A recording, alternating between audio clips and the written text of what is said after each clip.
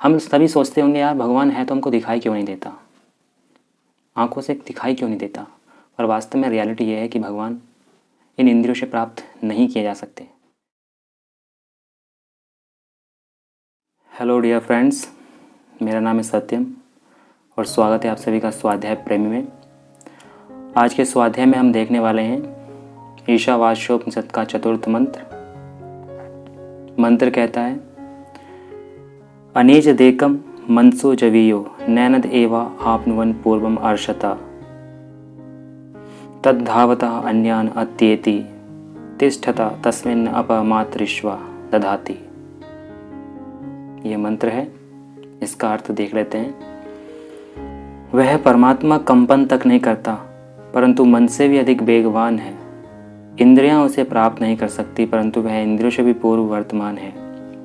वह ठहरा हुआ ही अन्य दौड़तों को पीछे कर देता है। उसी के कारण वायु जो स्वयं हल्की है अपने से भारी जल को उठा लेती है। ये इसका अर्थ हुआ। आइए इसको समझ लेते हैं, इस मंत्र का वास्तव में भावार्थ क्या है, क्या कहना चाह रहा है ये। देखो, अनिजद एकम का मतलब होता है कंपन न करता हुआ, गति न करता हुआ। इससे पहले की वीडियो में हमने देखा ईशावास्योपनिषद का प्रथम मंत्र जो हम देख रहे थे, उसमें कहा गया है कि संसार का सब कुछ गतिमान है, गतिशील है। हर एक वस्तु में मोशन हो रही है। इस संसार में कुछ भी स्थिर नहीं है, स्टेबल नहीं है, सब में गति हो रही है। और वो गति किसकी वजह से हो रही है? वो गति हो रही है परमात्मा की वजह से। परमात्मा कण कण में समाया हुआ है और उसी के थ्रू, उसी के कारण गति हो रही है। यहाँ पर कह रहे हैं अनेज देकम मनसो जवीयो। अनेज देकम का अर्थ यहाँ पर होता है न कंपन करता हुआ, गति न करता हुआ। मतलब ये परमात्मा के विषय में कह रहे हैं कि वह परमात्मा गति नहीं करता, कंपन भी नहीं करता। इंग्लिश में बोल तो वाइब्रेशन तक नहीं करता, कुछ भी नहीं करता। इसका यह अर्थ भी हो सकता है कि इस परमात्मा में गति नहीं है। मतलब है परमात्मा स्वयं कोई गति नहीं करता, बस उसकी व्यवस्था ऐसी है कि सब में गति हो रही है और हर एक गति को वह अंजाम दे रहा है, स्वयं कुछ नहीं करता। तो आगे देखते हैं। वह परमात्मा कंपन तक नहीं करता परंतु मन से भी अधिक वेगवान है।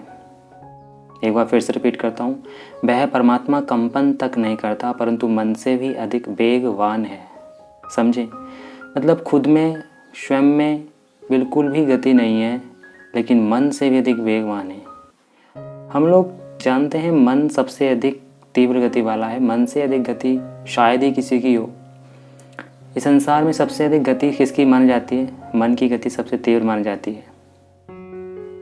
मन की गति से कोई व्यक्ति कहीं से कहीं पहुंच जाता है। रामायण में हम लोगों ने देखा है कि भगवान परशुराम जी को मन की गति की परम आवश्यकता थी, क्योंकि वे धरती पर तो रह नहीं सकते थे। उन्हें मन की गति की आवश्यकता थी पर्वत तक जाने के लिए, महेंद्र पर्वत तक जाने के लिए। तो उन्होंने वहाँ पे दिखाया मन की गति कितनी तीव्र है कि वे एकदम वहाँ पर्वत पे चले जाते थे और वहीं पर रहते थे। तो मन की गति कितनी तीव्र गति है ये हम सभी जानते हैं। बट परमात्मा की गति मन से भी अधिक है। कैसे? कंपन तक नहीं करता, गति नहीं करता, फिर भी मन से अधिक गतिमान है, वेगवान है। फिर कहते हैं मन से जवीयो नैन देवा आपनुवन। नैन देवा आपनुवन का मतलब यह है कि इंद्रियां उसे प्राप्त नहीं कर सकती, वह इंद्रियों से पूर्व वर्तमान है। हम सभी सोचते होंगे यार भगवान है तो हमको दिखाई क्यों नहीं देता, आंखों से दिखाई क्यों नहीं देता।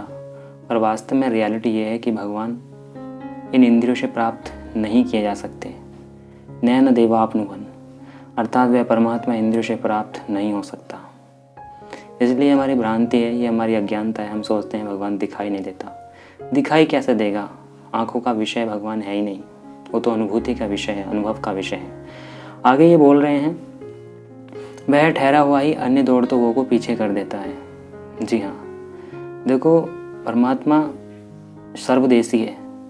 सर्वदेशी का मतलब सर्वव्यापक है, सभी जगह विद्यमान है।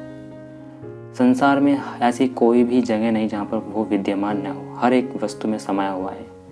तो परमात्मा एक देशी तो है नहीं, और गति जो करता है वो एक देशी तत्व करता है, सर्वदेशी गति नहीं करता।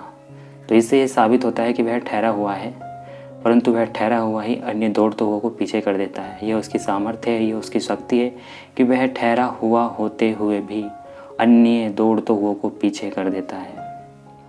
आगे बोल रहे हैं, उसी के कारण वायु जो स्वयं हल्की है अपने से भारी जल को उठा लेती है।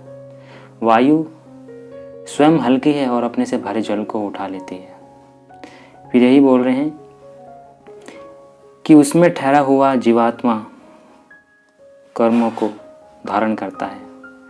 वास्तव में हमारे भीतर वही तो बैठा हुआ है। हम उसको बाहर देखते हैं लेकिन वो वास्तव में हमारे भीतर ही है और हम जीवात्मा ही तो हैं। हम उसी की प्रेरणा से तो कर्मों को धारण करते हैं, उसी की प्रेरणा से हम सब कुछ करते हैं। तो ये हमारा था ईशावास्योपनिषद का चतुर्थ मंत्र। अनेजदेकं मनसः जवीय न एन देवा आप्नुवन् पूर्वम् अर्षता तद्धावता अन्यान् अत्येति तिष्ठता तस्मिन् अपमातृष्वा दधाति। ये आज हमने देखा चतुर्थ मंत्र। अगर आपको कुछ भी समझ में आया हो, जो भी समझ में आया हो, आप वीडियो में कमेंट में बता सकते हैं। वीडियो अच्छी लगी हो तो वीडियो को लाइक कर सकते हैं, चैनल को सब्सक्राइब कर सकते हैं। मैं मिलूँगा आपसे अगली वीडियो में। तब तक के लिए अपना ध्यान रखिए। ओम नमः शिवाय।